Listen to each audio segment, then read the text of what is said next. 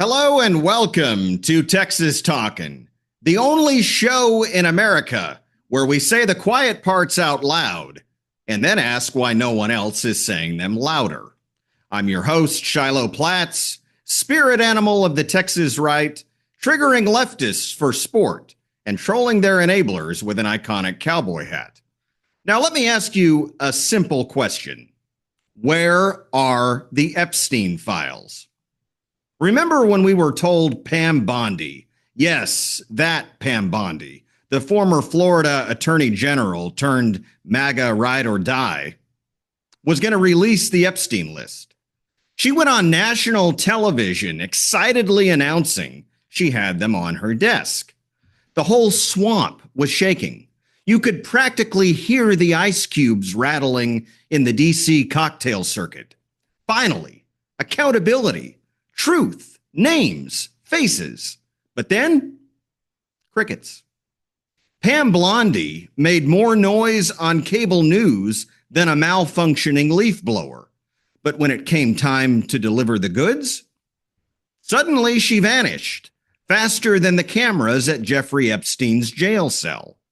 We got a few names, sure, some D-listers, a couple royals, but the power players, the billionaires, the politicians, the ones with connections to intelligence agencies and foreign governments, nothing. Just like Epstein's visitor logs, mysteriously redacted, sanitized, and memory hold like Hunter Biden's laptop at a New York Times staff meeting. But hey, maybe they'll get around to it. Right after they solve the assassination attempt on President Trump. Oh yeah. Remember that little thing? Because the media sure doesn't. 1 year ago, someone tried to kill a U.S. president, and we still know almost nothing.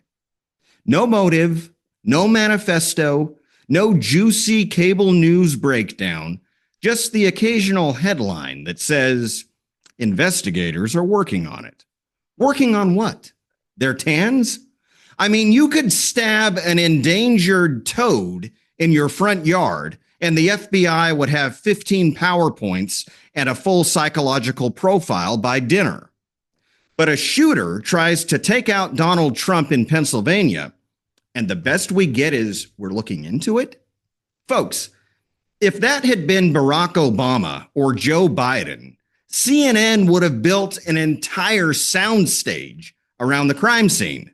Lester Holt would be broadcasting live from the grassy knoll, and MSNBC would declare it January 6, Part 2, Insurrection Resurrection. But because it was Trump, the most they gave us was a shrug and a politely worded, oops. So let me get this straight. Pam Bondi loses the Epstein files, or she never had them to begin with, and lied to us all. The FBI loses interest in the attempted assassination of a president, and the media just wants you to go back to watching Netflix and pretending it's all normal. Well, it's not normal. It's not okay. And here at Texas Talkin', we're not going to pretend otherwise. So the next time someone tells you to trust the system, ask them this. Which one? The one that covered for Epstein? Or the one that covered up the would-be Trump assassin? Because from where I'm sitting, both are running on lies, red tape, and perhaps a whole lot of hush money. Someone is not telling us the truth. I'm Shiloh Platts, and this is Texas Talkin'. Stay loud, stay vigilant, and stay dialed in. Stay dialed in to interviews and content just like this by clicking that follow button on my Facebook page, or hit the subscribe button to learn more about exclusive access that you won't want to miss. Texas Talkin', hear the thunder roll. Lone Star fire gonna burn your soul.